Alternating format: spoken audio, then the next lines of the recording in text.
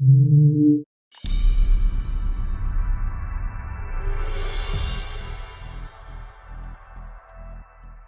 to the Global Intelligence Weekly Wrap-Up, the podcast where open source reporting meets expert analysis. This week, Neil B. Son, the director of the Global Intelligence Knowledge Network and retired CSIS intelligence officer, takes you through a series of intelligence and national security cases. We begin in New York, where the U.S. Secret Service dismantled a sprawling illicit telecom network near the United Nations General Assembly.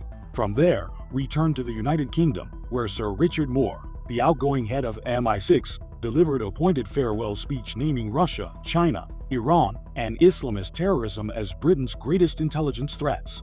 We'll also do a deeper dive into MI6's bold launch of a dark web portal called Silent Courier, a digital walk-in office designed to attract news sources from around the globe. In Austria, an energy executive has been fired over alleged links to Russian intelligence. This is a case that raises some troubling questions about insider threats within critical industries. Then to Taiwan, where 4 former ruling party officials were convicted of spying for China, a reminder of how deeply Beijing seeks to penetrate democratic institutions. Neil tells us what this could mean for Western nations. We also cover the indictment of an American and an Israeli accused of espionage on behalf of Iran, a rare case that underscores how human intelligence operations are becoming increasingly transnational. And finally, here in Canada, CSIS and the RCMP are warning Parliament that outdated laws on lawful access are undermining their ability to investigate terrorism, espionage, and foreign interference. Stay with us as we break down these stories and explore what they mean for intelligence, democracy, and national security in Canada and beyond. Are you ready? Then let's dive in.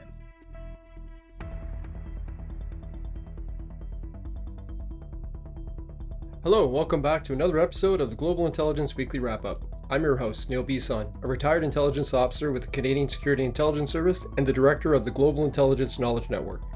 Each week, I take open source information from reputable news outlets concerning national security, espionage, foreign interference, sabotage, and terrorism. I then analyze, assess, and corroborate this information to provide you with the intelligence you need to understand the threats that shape our world and that affect your life. As usual, we've had another busy week filled with arrested spies, new recruitment methods, and threats to critical communications. So without further ado, let's get started.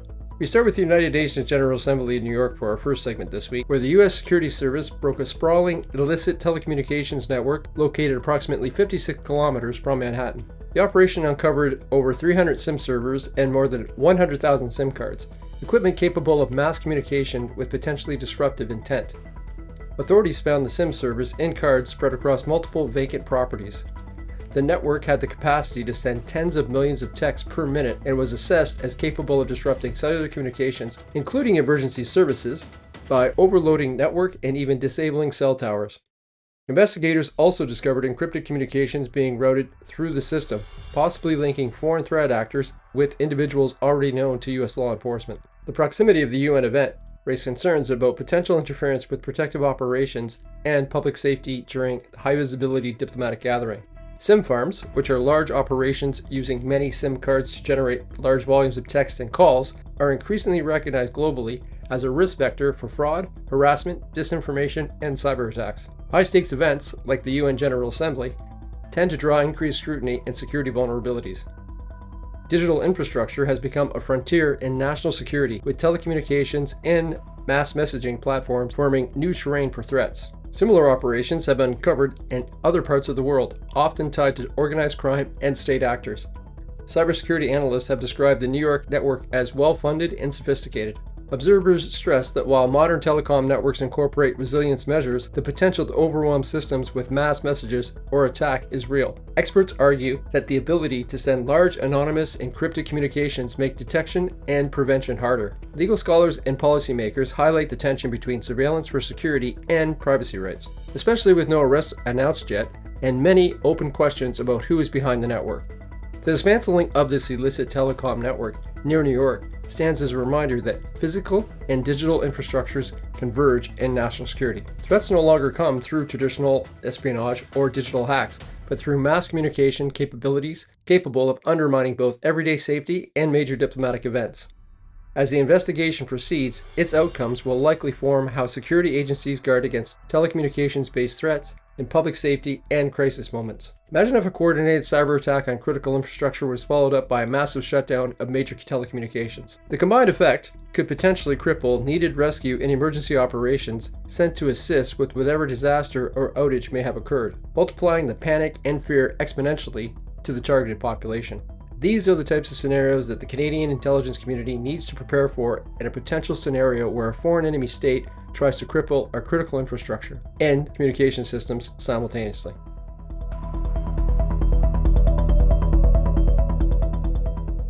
We head to the United Kingdom for our next segment, as Sir Richard Moore prepares to step down as the head of MI6. In his recent speech in Istanbul, he cast a clear spotlight on what Britain views as its most pressing foreign intelligence and security threats: Russia, China, Iran, and Islamist terrorism. Moore's address outlines both existing dangers and those evolving in a more complex geopolitical landscape. Richard Moore named Russia the foremost threat, noting the ongoing war with Ukraine and Russia's efforts to sustain the war through international supply chains. China was described as a dual-natured power, offering opportunity yet also posing a threat when it fails to observe established norms and engages in non-international violations or aids adversarial actors. Regarding Iran, Moore underscored concerns around Tehran's destabilizing regional role, its ambitions in nuclear technology, and coordinating with Russia. When it comes to Islamist terrorism, Moore acknowledged that groups like Al-Qaeda and the Islamic State, while degraded, are still seeking to rebuild, using technology to amplify radical ideologies, especially in online spaces. Moore also called for strong international cooperation and better strategies to counter root causes of radicalization and to hold destabilizing actors accountable. Moore delivered the remarks as his tenure at the MI6 draws to a close, a period in which global power competition has increasingly sharpened. His warnings reflect long-standing concerns in Western capitals about China's technological reach, Iran's nuclear trajectory, and Russia's revisionist aggression. The emphasis on Islamist extremism revives discussions about the enduring threat of ideological radicalization in the digital age, particularly with the weakening or fragmentation of terror groups that may make them harder to predict. The speech also sets a kind of final word for Moore, framing the priorities that MI6 will need to carry forward under new leadership. Policy analysts concur that Moore's assessment is aligned with current Western intelligence consensus. 1. Russia remains London's primary revisionist adversary. 2. China features both as a partner and competitor in diplomatic and commercial spheres. 3. Iran continues to destabilize via both direct and proxy means. And 4. Islamist terrorist groups persist as threats, especially through online radicalization, despite battlefield setbacks. Observers also note that the next MI6 chief, Blaise Mecherili, will inherit an agenda heavily shaped by these priorities, with particular pressure to enhance technological capabilities and intelligence partnership. Richard Moore's speech solidifies Britain's current threat perception, a blend of state-based rivalry, regional destabilization, and non-state ideological violence. The clarity and urgency of his warnings leave little doubt about the direction MI6 will follow in his coming chapter. As Moore hands over the reins, the challenges are defined. What remains is how the UK adapts strategy, tools, and alliances to meet them.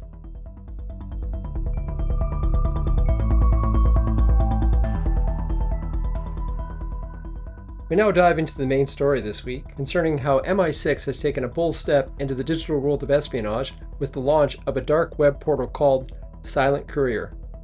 The platform is designed to allow people from around the world to securely and anonymously provide information to MI6, signaling a major modernization of how Britain collects intelligence in the digital age. At its core, Silent Courier is about lowering the risk for those who might want to share information but fear exposure.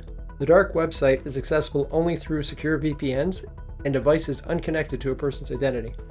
By providing these instructions publicly, MI6 is encouraging potential whistleblowers, insiders, and informants to reach out in ways that protect their safety. It's a recognition that traditional recruitment methods, face-to-face meetings, embassy walk-ins, are not always viable in authoritarian states with aggressive counterintelligence services. But this innovation comes with significant risks. For every legitimate source who might use the system, there's also the possibility of hostile actors submitting disinformation or even trying to compromise the platform itself. Verifying the credibility of anonymous tips becomes a constant challenge, and MI6 will have to walk a fine line between accessibility and operational security. The move builds on a wider intelligence collection global trend. I have previously discussed on the podcast how the CIA experimented with digital recruitment campaigns in 2023, using social media videos in Russian to encourage disaffected officials to come forward. Given how entangled our daily lives have become with social media and communications via cellular internet connections, this evolution is not only understandable, but required. Intelligence organizations need to recruit in the ways that allow them to most likely identify and communicate with potential contacts and sources, while maintaining a high level of confidentiality and protecting the safety of the operation and the source. As such, European intelligence services have leaned heavily on open source collection in recent years. Silent Courier pushes things further by moving into the anonymity of dark web to broaden MI6's pool of potential assets. The UK government has framed the project as a proactive modernization of national security. Outgoing MI6 chief, Sir Richard Moore, stressed the need for intelligence agencies to adapt to a world where threats are diverse and technology-driven. Analysts say the system could provide valuable insights, but they caution about the dangers of misinformation and exploitation. But any intelligence officer knows that these are the same concerns in any potential recruitment and source management operation. Silent Courier represents the future in espionage, a digital walk-in office that underscores how intelligence collection is changing. It offers both enormous opportunity and significant risk, as are all things in espionage and intelligence collection. How MI6 manages this balance will determine whether it becomes a groundbreaking success or a potential cautionary tale for modern intelligence agencies.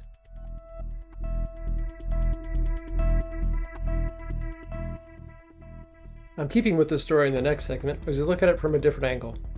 This segment will focus on the political and strategic context behind the launch of Silent Courier.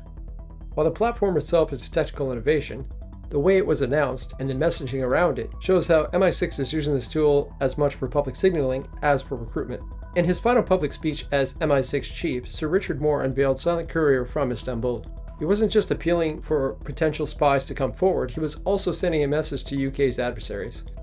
Moore directly criticized Vladimir Putin, accusing him of dragging out the war in Ukraine and warning that Russia's economy and demographics are in long-term decline. He also accused China, Iran, and North Korea of sustaining Putin's war effort by providing both diplomatic cover and dual-use goods like chemicals and electronic components for weapons.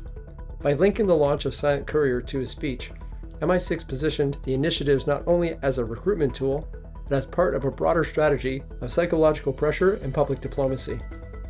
By linking the launch of Silent Courier to the speech, MI6 positioned the initiative not only as a recruitment tool, but as part of a broader strategy of psychological pressure and public diplomacy. Recruitment is a constant mission, but this was about making a statement. MI6 is adapting, it's innovating, and it's targeting authoritarian regimes head-on. The CIA's earlier digital initiatives showed the potential, but also the vulnerabilities of using online channels. China's counterintelligence services successfully breached CIA's dark web communications in the past, exposing and dismantling networks of agents. For MI6, Silent Courier could provide unprecedented access or open the door to unprecedented counterintelligence challenges. The Foreign Secretary described the launch as part of a national security modernization plan, keeping the UK ahead of adversaries. From an intelligence perspective, this shows the merging of traditional human recruitment with the cyber domain. The tool is both practical and symbolic. It might bring in valuable intelligence, but it also signals to adversaries that Britain is prepared to innovate in ways that are difficult to counter. Taken together, the technical details and political framing of Silent Courier reveal a multi-layered strategy. This is recruitment, deterrence, and signaling all at once. MI6 is embracing the digital age of espionage while making sure that Putin, Xi, Khamenei, and Kim Jong-un know that the UK is actively looking to reach inside their regimes. It's a gamble, but it's also a bold step forward in the evolution of global intelligence tradecraft.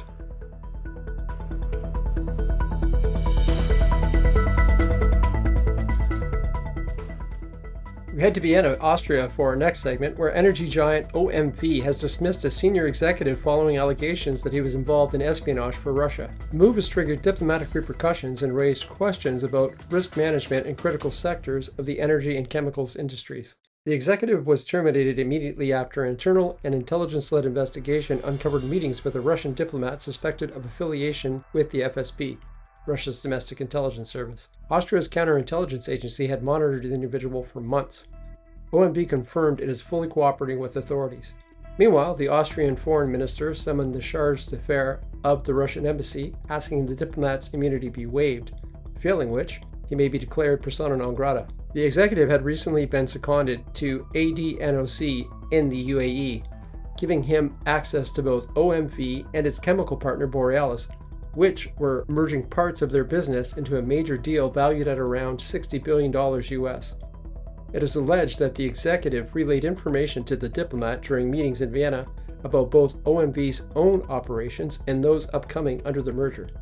OMV is a major player in gas, oil, and chemicals, with business ties stretching globally. The merger between OMV's and ADNOC's polyolefin operation, Borealis, represents a large-scale industrial and commercial partnership, making sensitive business and technical data potentially valuable. Austria's history of neutrality and its energy dependence have long made it a focal point for Russian interests.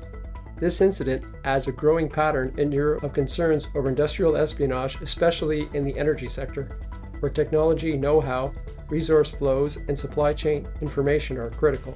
It also reflects how diplomatic protections and intelligence oversight are being tested in cases involving suspected espionage. Industry analysts see the termination as a strong signal that European energy firms are under heightened scrutiny. Intelligence experts point out the difficulty of balancing commercial collaboration with national security, particularly in joint ventures involving strategic materials and technology. Diplomats and international law scholars emphasize the challenge posed by diplomatic immunity, which can shield individuals alleged to be involved in intelligence operations. Corporate government specialists warn that companies like OMV must reinforce internal vetting, monitoring, and information security in high-stakes partnerships.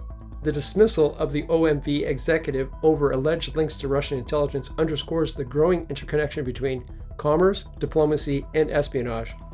For Austria, and for companies operating in strategic industries globally, this episode highlights the importance of robust oversight, vigilance against insider risk, and the diplomatic tightrope when intelligence and industry intersect.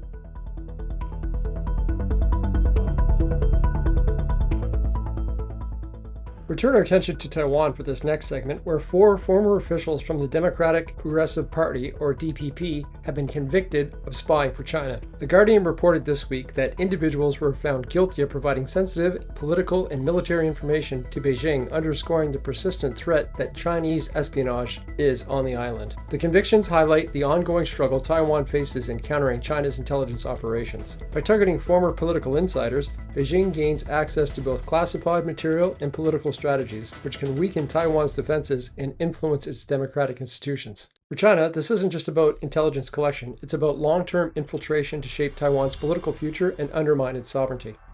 Espionage cases in Taiwan have been on the rise in recent years, with dozens of convictions involving military officers, academics, and government employees. This trend reflects Beijing's broader strategy of leveraging human sources to fill intelligence gaps on Taiwan's military readiness and political decision-making. The timing is also important, given heightened cross-strait tensions and Beijing's increasing military activity around the island. Comparisons can also be drawn with similar cases worldwide, where China has used insider access to conduct political warfare from Australia to the United States. According to the report, Taiwanese prosecutors emphasized that the actions of the convicted officials threaten national security by compromising sensitive defense and diplomatic information. Analysts have long warned that Beijing sees Taiwan not only as a political target, but also as a testing ground for espionage tactics that it could replicate elsewhere. This is a theme that I've revisited several times on this podcast. China attempts at influencing not only Europe and Asia, but extends well into North America. The tactics and techniques used to infiltrate, influence, and interfere in Taiwan's political, economic, and military structures are the same as those being used against Canada and other Western allies. From my professional perspective, this case demonstrates how insider threats remain one of the most difficult challenges to detect and disrupt. This is why there are major and often used tools of the Chinese Communist Party's toolbox.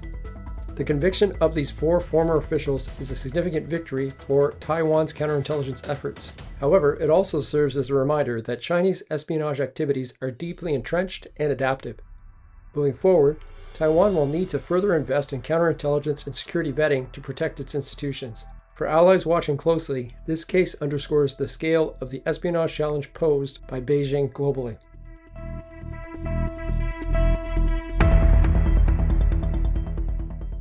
Our next segment comes from a CNN report concerning both an American and Israeli citizen who have been charged with espionage on behalf of Iran.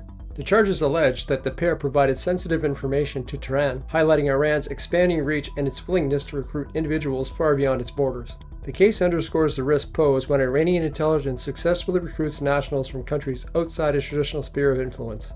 By targeting Americans and Israelis, Tehran gains not only intelligence but also an operational advantage: individuals with access, mobility, and potential cover in allied nations. From a counterintelligence perspective, this demonstrates how adversarial states exploit ideological, financial, or coercive levers to turn individuals into assets. Iran has long been active in intelligence operations across the Middle East, but this case illustrates a more globalized approach. Recruiting foreign nationals allows Tehran to bypass many of the security filters that might catch agents with more obvious ties to Iran.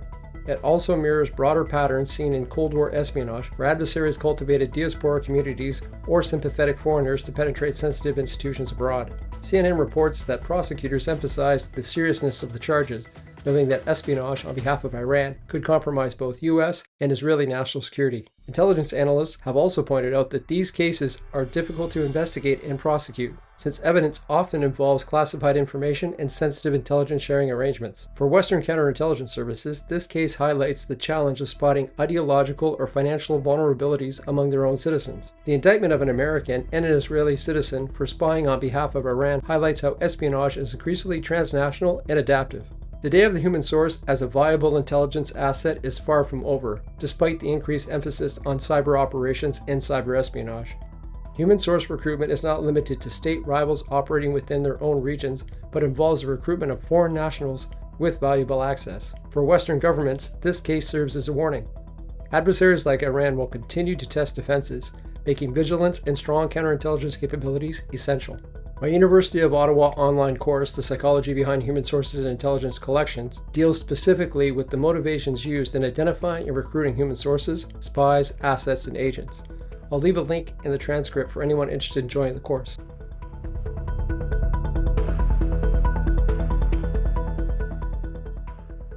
For our last segment this week, we headed home in Canada, where key security and law enforcement agencies are raising concerns about outdated laws that are preventing them from fully doing their jobs. The CBC has reported that CSIS and the RCMP told the National Security and Intelligence Committee of Parliamentarians that gaps in, quote, lawful access, unquote, are limiting their ability to investigate terrorism, foreign interference, and serious criminal threats. The core issue is the lack of clear, modernized legislation to ensure investigators can access digital communications and encrypted platforms under judicial authorization. CSIS and the RCMP have both stressed that criminals, extremists, and foreign actors are increasingly exploiting technology that shields their activities from surveillance and evidence gathering. Without these lawful access provisions, Canada risks falling behind its allies in detecting and disrupting national security threats. This is not a new concern. Canadian security and law enforcement agencies have raised alarms for years about the growing, quote, going dark, unquote, problem, wherein surveillance targets use encrypted apps and digital tools that prevent authorities from monitoring activity, even with warrants. The United States, United Kingdom, and Australia have all grappled with similar debates, balancing privacy rights with national security needs. In Canada, though, progress has been slow, leaving gaps that adversaries are aware of and continue to exploit. According to the NSCOP report, the inability to lawfully access key communications is undermining Canada's response to foreign interference, espionage, and terrorism. From a professional intelligence perspective, this highlights a dangerous vulnerability. Canada cannot counter threats it cannot see. But more importantly, state and non-state actors are aware of these vulnerabilities and continue to threaten Canada's national security and safety. If hostile states or extremist groups are able to operate in the shadows without detection, the risks to our democracy, economy, and safety increase substantially. The call for lawful access is not about blanket surveillance. It's about ensuring that CSIS and the RCMP can act effectively with judicial oversight and an evolving digital environment. The longer Canada delays updating its laws, the wider the gap grows between threat actors and those tasked with protecting our country. As my listeners know, I have and will continue to advocate for more resources and funding for our intelligence and law enforcement communities. Without providing these institutions with the tools and resources they need to do their jobs effectively, we risk all that honest Canadians work so hard to achieve and maintain. Expect this debate to intensify, especially as foreign interference and terrorism threats continue to rise. Well, another week, another intelligence wrap-up. As always, the links to the stories I've discussed in this podcast are available in the transcript. This podcast is proudly produced entirely in Canada. The information, analysis, insights, and assessments provided here are for you to be better aware of the threats to your country, your career, and your safety. Every foreign intelligence adversary prefers that you don't pay attention to what is provided to you by this podcast. Because if you become aware of the threats, you may be able to spot them and potentially have a hand at preventing them, which is a danger to their goals of undermining our national security, economy, and sovereignty. So I say, become a threat to these threats by being aware and share the podcast with others. Until next week, stay curious, stay informed, and stay safe.